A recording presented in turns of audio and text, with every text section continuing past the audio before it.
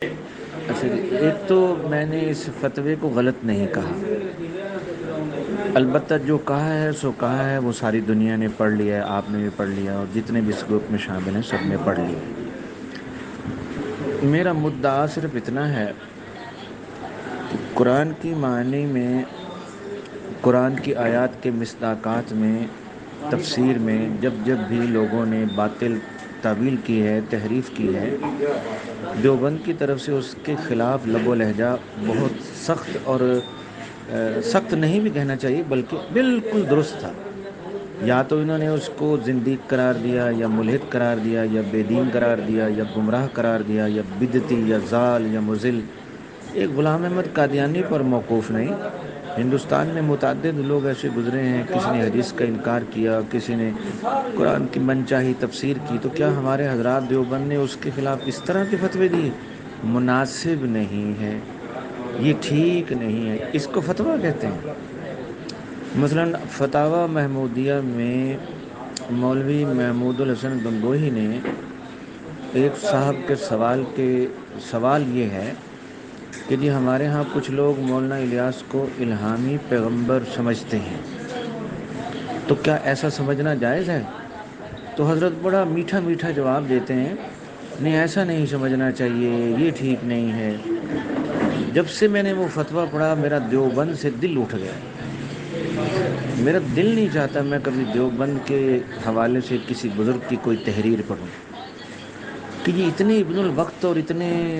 بکاؤ قسم کے لوگ ہیں۔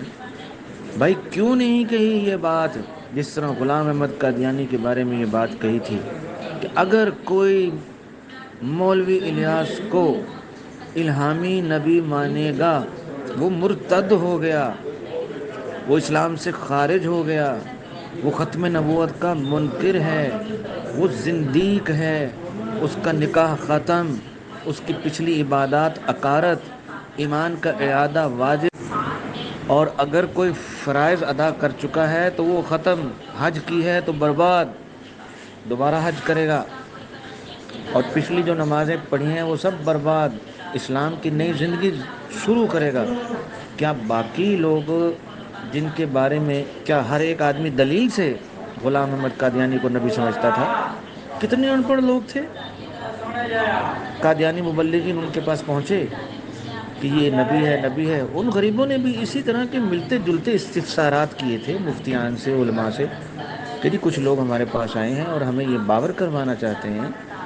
کہ غلام احمد قادیانی نبی ہے، تو کیا رسول اللہ صلی اللہ علیہ وسلم کہ آخری نبی ہونے کے بعد ہم کسی شخص کو نبی مان سکتے ہیں؟ اس قسم کے سوالات، کتابیں بھری پڑی ہیں، 1000 سے اوپر کتاب تو ختم نبوت کے حوالے سے چھوٹی بڑی ملا کے میری ذاتی لائبریری میں، چھوٹی سی لائبریری ہے میری، صرف قادیانیت کے حوالے سے 1000 کے قریب کتابیں تو میرے پاس ہیں۔ آپ سوچئے کہ پورے بر صغیر میں اور دنیا میں قادیانیت کے رد کے حوالے سے کتنی کتابیں ہوں گی؟ کیا ان کتابوں میں کسی کو نبی کریم صلی اللہ علیہ وسلم کے بعد نبی ماننے کے حوالے سے فتویٰ اور مسئلہ بیان کرتے ہوئے یہ لب و لہجہ ہوتا ہے؟ اس سے تو کہیں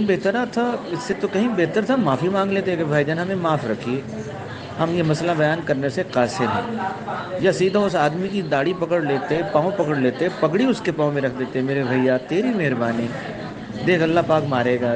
دیکھ خدا کا گھر، دیکھ تجھے خدا کا واسطہ، یار ایسا نہ سمجھ، یار تیری مہربانی۔ اس سے تو کہیں بہتر تھا جا کے اس کے گھر پہنچ جاتے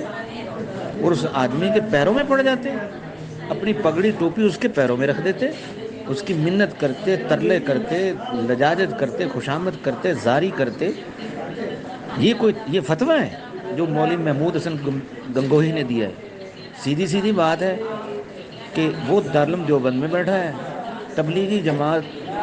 دیوبند کی کوکھ سے جنم لینے والی ایک نلائق اولاد ہے، وہ نلائق اولاد، اس اولاد کا بانی مولوی الیاس ہے۔ یہ ایک بات ہی دیوبند کو لے کے ڈوب گئی کہ آج سے پہلے ہم نے ہر باطل کو باطل کہا، دبنگ لہجے میں کہا، دھڑلے سے کہا۔ دیوبند کا تو شعار ہی یہی ہے، سر بکف سر بلند دیوبند دیوبند، دیوبند کا تو تعارف ہی یہی ہے کہ ہندوستان کے چپے چپے میں بلکہ دنیا میں کہیں کسی فطرے نے سر اٹھایا، دیوبند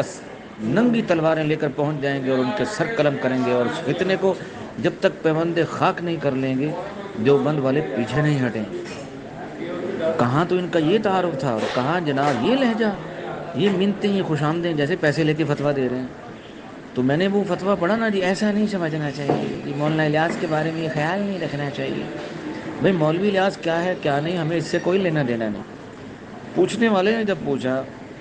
کہ مولوی الیاس کو میں الہامی نبی مان سکتا ہوں تو اس کو فتویٰ یوں دینا چاہیے۔ اسی طرح کا یہ بھی پھوکا سا،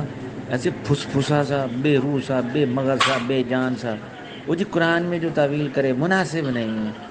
اس سے کہیں بہتر ہے ایسے لوگوں کے پاس جا کر نا ان کے آگے ہاتھ جوڑ کے مسئلہ بیان کیا کر کہ دیکھ میرے بھیا، دیکھ میرے بھائی، تیری مہربانی، ایسا مت سوچا کر۔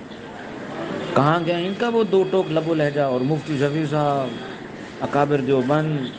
کہ جی روافظ ملت اسلامیہ سے خارج ہیں، لمبا چوڑا فتویٰ، کئیوں کے دستخط، یہ بدعت ہے، یہ بدعت ہے، وہ بدعت ہے، یہ غلط ہے، وہ غلط ہے۔ اتنا تو ان لوگوں نے سختی سے معمولی معمولی باتوں پر اپنی فتویٰ گیری کی ہے کہ مثلا بریلویوں نے اذان سے پہلے بسم اللہ الرحمن الرحیم پڑھ دیا، لو جی دیوبند جاگ پڑا، بیدار ہو گیا، اور وہ اس نے جرت رندانہ دکھائی کہ کمال ہے، اور جناب کیا کہا جی اذان سے پہلے بسم اللہ پڑھنا ثابت نہیں، بدعت ہے، بدعت ہے، بدعت ہے۔ ٹھیک ہو گیا جی۔ اچھا جی اذان ختم ہو گئی، لا الہ الا اللہ، ساتھ ہی کسی نے کہہ دیا محمد رسول اللہ، دبے سے لہجے میں تھوڑا سا اذان اور اس کلمے کے درمیان فصل ڈال کے لو جی دیوبند ننگی تلواریں لے کے کھڑے ہو گئے۔ کسی صحابی سے ثابت نہیں ہے اذان کے اختتام میں لا الہ الا اللہ کے بعد محمد رسول اللہ کہنا، بدعت ہے، بدعت ہے، بدعت ہے۔ ہندوستان کے بڑے در و دیوار ہلا دیے دیوبند نے، اور کسی غریب نے کسی مردے پر کھڑے ہو کے تھوڑی سی دعا کیا مانگ لی، دیوبند نے آ کر اس کا جینا حرام کر دیا، ہم سے ہمارے رشتے توڑوا دیے۔ ہم نے اپنے باپوں اپنی ماؤں کی قبروں پر کھڑے ہو کر دعائیں نہیں مانگی، جنازوں کے بعد ان کے لیے ہاتھ نہیں اٹھائے، ان کے نام کے کل نہیں کیے، 40ویں نہیں کیے، برسیاں نہیں کی، کہ دیوبند کے فتوے کی تلوار لٹکی ہوئی ہے۔ اور دیوبند نے چھوٹی چھوٹی باتوں پر اتنا تو شور ڈالا، اتنا تو ہنگامہ برپا کیا کہ آج ہندوستان کے چپے چپے میں 2 مساجد، 2 مدارس، 2 مولوی، 2 قاری، 2 مکتب فکر، 2 نصاب، کمال نہیں ہوگی؟ اور جب اپنے گھر کی باری آئی، اپنے سپتری کی باری آئی، اپنے کپوت کی باری آئی، ہیں جی، اپنے پوت کی باری آئی، ہیں جی، اپنی ہونہار بروا کے چکنے چکنے پات کی باری آئی، اب مولوی الیاس کو سامنے رکھ کے وہ بھی سہما بیٹھا ہے، یہ بھی ڈرا بیٹھا ہے، وہ بھی منہ میں گھنگریاں ڈالے بیٹھا ہے، یہ بھی چپ سادے بیٹھا ہے، وہ بھی سوچ رہا ہے کون سے الفاظ چنوں، کیا کہوں، کن لفظوں میں کہوں، کس طرح کہوں، بات بھی بن جائے، بات نب بھی جائے، سانپ بھی مر جائے، لاٹھی بھی نہ ٹوٹے۔ یہ فتویٰ ہے؟ میں وہ لفظ نہیں استعمال کرنا چاہتا جو میں بے دھڑک اپنی نجی مجلسوں میں بیان کر دیا جاتا ہوں۔ بے حد پھس پھسا، بے روح، بے مغز اور انتہائی گرا ہوا فتویٰ ہے۔ اور یہ قرآن کی آیات میں تعریف کرنا مناسب نہیں، اس کو فتویٰ کہتے ہیں۔ یہ مطلب ہے میری بات کا،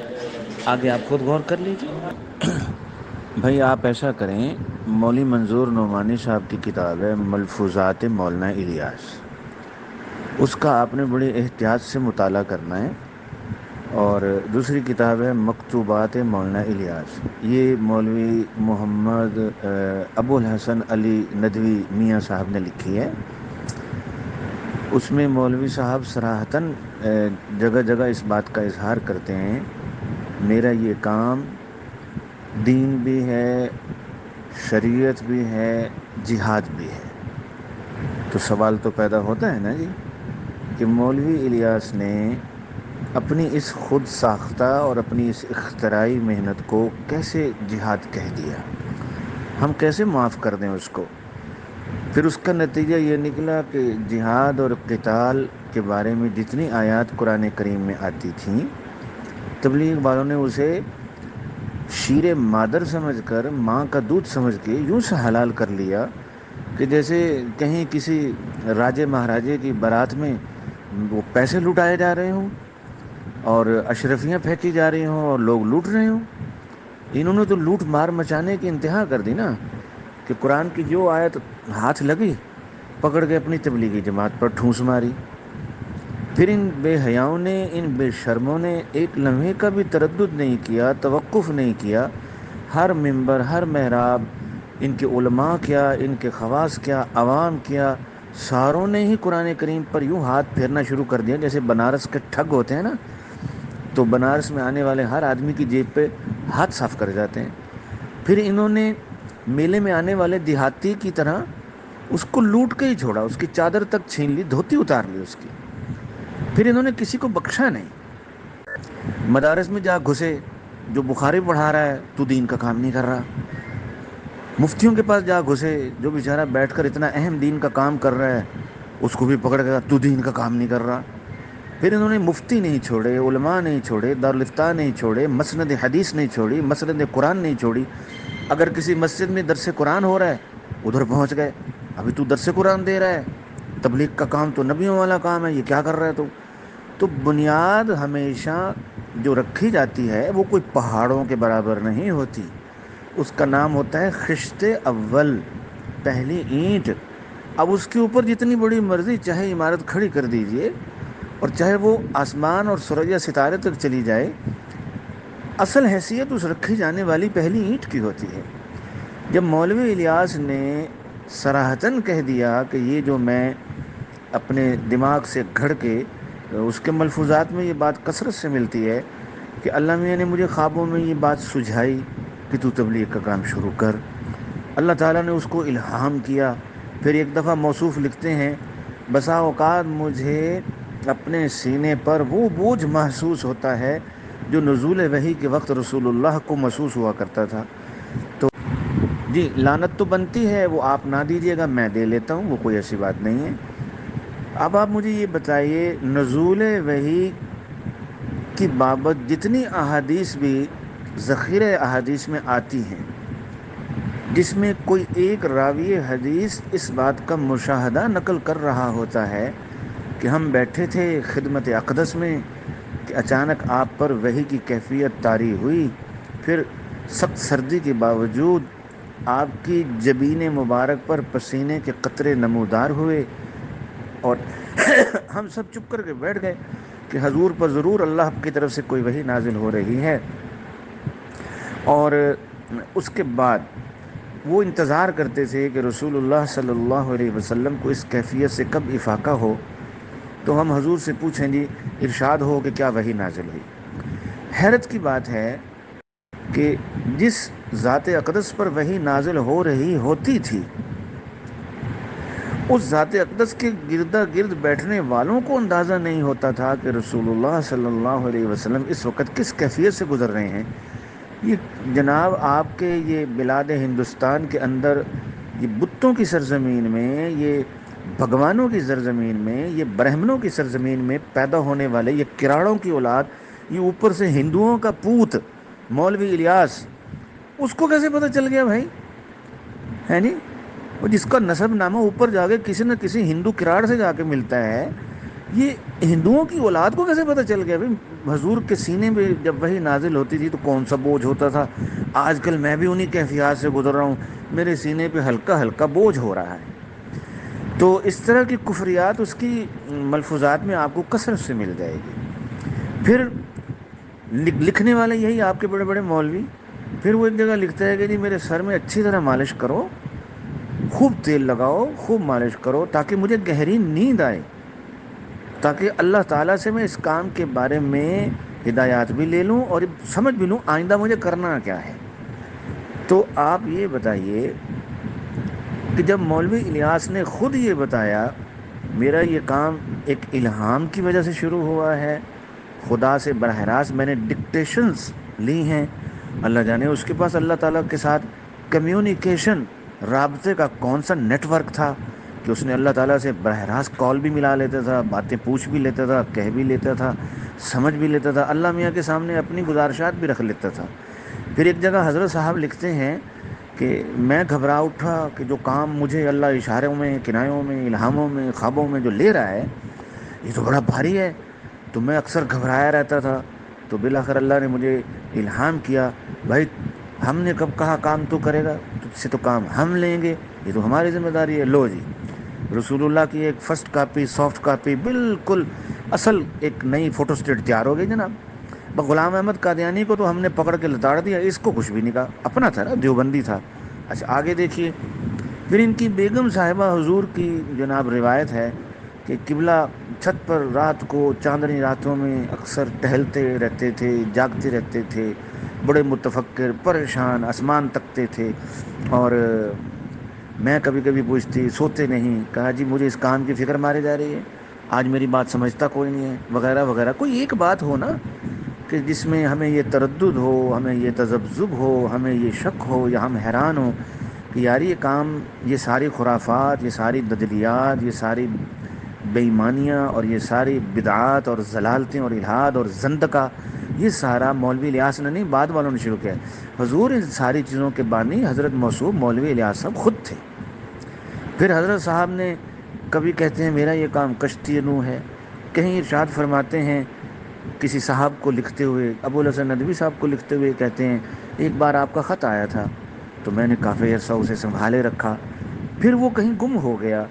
بہت ڈھونڈا نہیں ملا، اور ایسا گم ہوا جیسے آج زمین سے ہدایت گم ہو گئی ہے۔ حضرت خود فرمایا کرتے تھے جب سے 1926 کے بعد سرکار برطانیہ کے آشیرواد سے استعمار کی غلامی میں انگریزوں کی تلوار کے نیچے اللہ میاں نے مجھے یہ سجھایا ہے، سمجھایا ہے، یہ تبلیغ کا کام ہے۔ اس وقت سے مجھے روئے زمین پر چاروں طرف چہار سو، دائیں دیکھیے، بائیں دیکھیے، سامنے دیکھیے، پیچھے دیکھیے، اوپر دیکھیے، نیچے دیکھیے، ہدایت نظر ہی نہیں آتی، ہدایت ٹوٹ چکی۔ پھر حضرت صاحب دل ملاتے تھے، پھر حضرت صاحب سارے سر رات روتے تھے کہ جدھر مرضی نگاہ ڈالیے ہدایت تو ہے ہی نہیں۔ پھر اس کی منت، اس کی منت، پھر سب کو سمجھاتے پھرتے تھے ارے بھائی یہ ہدایت والا ایک کام ہے، اللہ نے مجھ پہ کھولا ہے، آ جاؤ اس پر، آ جاؤ اس پر۔ پھر حضرت صاحب خود کبھی مولوی تھانوی صاحب کی بھی مجلس میں پہنچ جایا کرتے تھے کہ جی فلاں فلاں کو میرے ساتھ بھیجیے، اس کو بھی میں نے ہدایت سکھانی ہے۔ اور وہ صاحب کون تھے جن کو انہوں نے اپنے سروزوں کے لیے مانگا؟ مفتی شفیع۔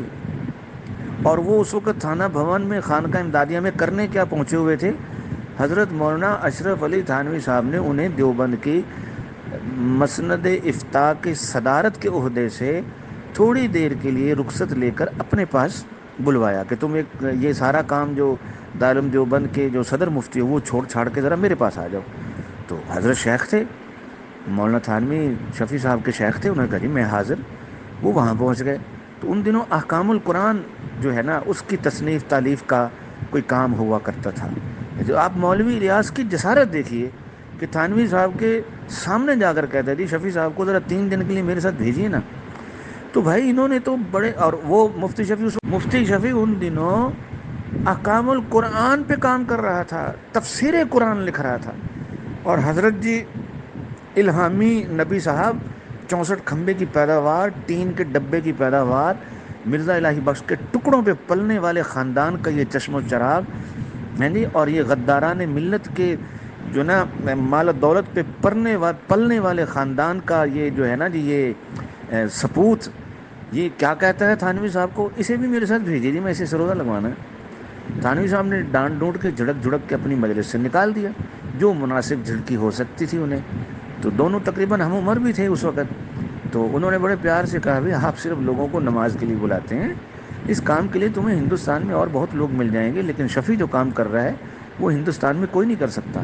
تو مولوی الیاس کو ایسا کیا بخار چڑھا تھا، اس کے دماغ میں ایسی کون سی بخارات چڑھ گئے تھے اوپر کہ وہ قرآن کی تفسیر لکھنے والے کو بھی فضول سمجھتا تھا، بڑے بڑے اکابر کی خانقاہوں کو، ان کے نظام کو، اصلاحوں کے نظام کو، بڑے بڑے مفتیوں کو، شیخ الحدیثوں کو۔ اور جس وقت یہ حضرت فرمایا کرتے تھے کہ روئے زمین سے ہدایت اٹھ گئی، کیا اس وقت سارے جہلا بیٹھے ہوئے تھے؟ اس وقت دیوبند کے بڑے بڑے اکابر نہیں تھے، تو سارے یہ اکابر اور سارے اس وقت کے یہ کام کرنے والے، دین کی بڑی بڑے عہدوں پہ کام کرنے والے، یہ ایک دم مولوی الیاس کی نظروں میں زیرو کیسے ہو گئے کہ سب کے پیچھے لٹھ لے کے پڑ گیا کہ چلو بھائی نکلو بھائی، نکلو نکلو بھائی، نکلو نکلو بھائی، نکلو، تو کیا کر رہا ہے، یہ کر رہا ہے، چھوڑو اس کو، چلو میرے ساتھ۔ تو بھائی اپنا یہ وہمہ اور اپنا یہ خواب اور خیال چھوڑیے کہ یہ خرابی بات کی ہے، یہ ساری میں تو سادے، میں پنجابی آدمی ہوں بھائی صاحب، میں تو سادی سادی بات کرتا ہوں، اس سارے گند کی بنیاد رکھنے والا یہ خود مولوی الیاس تھا۔ تو ہم نے اسے کٹگڑے میں لانا ہے، چھوڑنا نہیں اسے، اس کو تو گھسیٹ کے لانا ہی لانا ہے، اور جن جن لوگوں نے اس کا ساتھ دیا ان کو بھی گھسیٹ کے لانا ہے، اور پھر جن لوگوں نے اس ساری اسلام پر یہ ڈاکہ زنی ہوتی رہی، یہ لوٹ مار ہوتی رہی، یہ تراری ہوتی رہی، یہ نباشی ہوتی رہی، یہ بدماشی ہوتی رہی، یہ اوباشی ہوتی رہی، اسلام کا مذاق اڑایا جاتا رہا کہ جی ایک آدمی جو ڈھنگ کی بات کرنا نہیں جانتا وہ کہتا جی میرے سر میں تیل لگاؤ، مجھے خوب نیند آئے، میں اللہ میاں سے باتیں کروں گا، ایسا کن ٹٹا آدمی اٹھ کے ساری دنیا سے کہے یہ نبیوں والا کام ہے، یہ کشتی نو ہے، اور یہ مذاق بنتا رہا، یہ تمسخر اڑایا جاتا رہا اسلام کا، یہ اسلام کا بہت بڑا، یعنی سمجھیے کہ اسلام کی اس سے زیادہ بے وقتی کیا ہوگی، ہیں جی، جس آدمی کو ڈھنگ سے مسئلہ بیان کرنا نہیں آتا۔ آپ بیتی میں مولوی زکریا صاحب لکھتے ہیں کہ میرا معمول تھا، میں سہارنپور سے 2 ماہ سے کچھ عرصہ زیادہ، یعنی 2-2.5 ماہ چلیں جو بھی لگا لیں، تو میں نظام الدین دہلی کا چکر لگایا کرتا تھا، تو چچا جان کو اس دوران اگر کوئی مسائل پیش آتے تو وہ اسے لکھ کر ایک طرف رکھ لیتے تھے، پھر میرے آنے پر مجھ سے دریافت کیا کرتے تھے۔ اب چھوڑیے وہ مسائل کی نوعیت کیا تھی اور وہ کتنے کوئی سنگین تھے یا گمبھیر تھے یا بڑے کوئی پیچیدہ تھے یا ان میں کوئی بڑی فقہی موشگافیاں تھیں، اس کو چھوڑیے۔ آپ اندازہ کیجیے جس آدمی کو اتنا بھی مسائل دینیہ کا استحضار نہیں ہے کہ ایک معمولی سے مسئلہ پیش آیا اس کا جواب ہی نہیں آتا اسے، اور 2-2 ماہ 3-3 ماہ اپنے بھتیجے کے انتظار میں منہ لٹکا کے بیٹھا رہتا ہے، اور اس دوران چاہے اس مسئلے کا تعلق حرام سے ہو حلال سے ہو کوئی پریشانی کی بات نہیں، اگر حرام ہو رہا ہے تو چلتا رہے، زکریا آئے گا بتائے گا چھوڑ دیں گے، اس وقت تک حرام ہے حلال ہے کرتے رہو۔ اور جس کی علمی اوقات یہ ہے اور جس کو ڈھنگ کے 2 مسئلے نہیں آتے تھے، اس کا بھتیجا خود گواہی دیتا ہے کہ چچا جان کو مسئلوں سے کوئی سروکار نہیں تھا، آتے ہی نہیں تھے۔ پھر یہ بھی نہیں بھائی مولوی زکریا 2 مہینے بعد آئے گا تو کیا باقی ہندوستان کے مدارس مر گئے ہیں؟ کیا باقی مفتیان دنیا سے اٹھ گئے ہیں؟ کیا تمام مدارس کے اندر افتاء کی جو مسندیں ہیں وہ خالی ہو گئے ہیں کیا؟ اس کو مسئلہ بتانے والا کوئی نہیں رہ گیا؟ یہ چچا بھتیجا مل کے آپس میں کوئی سانٹھ گانٹھ کر رکھی تھی کہ میں مسئلہ بتاؤں گا تو اپنے سے اپنے سٹائل میں، یا دونوں کے درمیان کوئی معاہدہ ہو گیا تھا کہ ہم ایک الگ ہی سٹائل کا مسئلہ بتایا کریں گے؟ تو چچا بھتیجا ہی ایک دوسرے سے پوچھ پاچھ کے اور ایک دوسرے سے کہہ سن کے گھڑ گھڑا کے ایک مخصوص قسم کا مسئلہ ایجاد کر لیا کرتے تھے۔ بھئی باقی علماء سے پوچھ لو، نہیں پوچھتے تھے۔ تو جس آدمی کی ذہنی حالت، علمی حالت اتنی گئی گزری ہے، اس کو دیکھ کر علماء دیوبند اور یہ سارے علماء کیوں خاموش رہے بھائی؟ ہم ان کو بھی پکڑ کے گھسیٹ کے کٹہرے میں لائیں گے اور ان سے پوچھیں گے کہ ایک عقل سے پیدل آدمی وہ اتنا کچھ کرتا رہا، آپ خاموشی سے دیکھتے رہے کیوں؟ یہ اصل بات ہے میرے بھائی، آپ پریشان نہ ہوں، تو دل بڑا کیجئے، اور سب سے پہلے میں آپ کو یہ فرمائش کروں گا، بلا وجہ کا غصہ دکھانے سے کہیں بہتر ہے چند کتابیں پڑھیے۔ تبلیغ کے رد پر لکھی ہوئی کتابیں نہیں پڑھنی آپ نے، بلکہ مولوی الیاس نے جو کچھ کہا ہے اگر کسی نے وہ جمع کیا ہے وہ پڑھیے۔ مولوی الیاس کی سوانح جس نے بھی لکھی ہے وہ اکٹھی کیجیے، مولوی الیاس پر جس نے جو کچھ لکھا ہے وہ اکٹھا کیجیے۔ آپ بیتی پڑھیے، فضائل اعمال کی جو ہے نا ایک نئے نظر سے مطالعہ کیجیے، اس کے دیباچے پڑھیے، بیچ بیچ کے واقعات پڑھیے، فضائل صدقات کا مکمل بالاستیاب ایک دفعہ ایک نئے زاویہ نظر سے دوبارہ مطالعہ کیجیے۔ پھر مولوی زکریا نے جو آپ بیتی میں مولوی الیاس کے ساتھ اپنے بتائے ہوئے زندگی کے تمام واقعات کا تقریباً احاطہ کر دیا ہے، اس کو پڑھیے، پھر غور کیجئے کہ یہ ہو کیا رہا تھا۔ ابھی آپ نے ان کتابوں پہ ہاتھ نہیں لگانا کہ جن علماء نے مولوی الیاس کے رد میں لکھا، چھوڑیے کسی نے غصے میں لکھا ہوگا، کسی نے غصے میں لکھ دیا ہوگا، کسی نے کم لکھ دیا ہوگا، تو کوئی ہو سکتا ہے پوری سوری عقل کا مالک ہو، اس نے ڈھنگ سے رد ہی نہ کیا ہوگا، کوئی ہو سکتا ہے کہ رد کرنے میں مبالغہ کر دیا ہوگا۔ آپ اصل کی طرف آئیے، اپنی طرف سے کوئی لفظ نہ بڑھائیے، میری بات مت سنیے، کسی کی نہ سنیے، خود مولوی الیاس کے بارے میں جو کچھ لکھا ہوا ہے کتابوں میں، اس کی امی بی سے لے کر جو حضرت فرمایا کرتی تھی الیاس جب میرے پاس آتا تھا تو میں اس کی پیٹھ پہ پیار سے ہاتھ پھیرا کرتی تھی، مجھے اس کے گرد صحابہ گھومتے ہوئے نظر آتے تھے۔ اینڈ ہوگی بھائی صاحب، ہیں جی، وہ بندہ اس بڈھی ماں کو پوچھے مولوی الیاس میں رکھا کیا تھا کہ صحابہ کرام کی روحیں آسمان سے آ کر مولوی الیاس کے گرد چکر کاٹا کرتی تھیں؟ اور صحابہ کرام کی اس سے بڑی توہین آج تک کسی نے کی ہوگی؟ اور مولوی الیاس کی چیز سی کہ اصحاب رسول کو، جو رسول اللہ کی نبوت کا پہلا شاہکار تھا، اس امت کا سب سے قیمتی طبقہ تھا، ان میں بھی زلزلہ برپا ہو گیا کہ زمین میں ایک چیز پیدا ہوئی ہے، ہم کیا اور جناب ہماری اوقات کیا، چلو چل کے جا کے اسے دیکھتے ہیں۔ مولوی الیاس کی بلا سی کہ اصحاب رسول کو بھی عالم ارواح کو چھوڑ کر نیچے مولوی فتویٰ دے گا اور نہ کوئی مدرسہ فتویٰ دے گا، کسی خواب و خیال میں نہ رہیے، یہ دیوبندیوں کی اولاد ہے۔ اور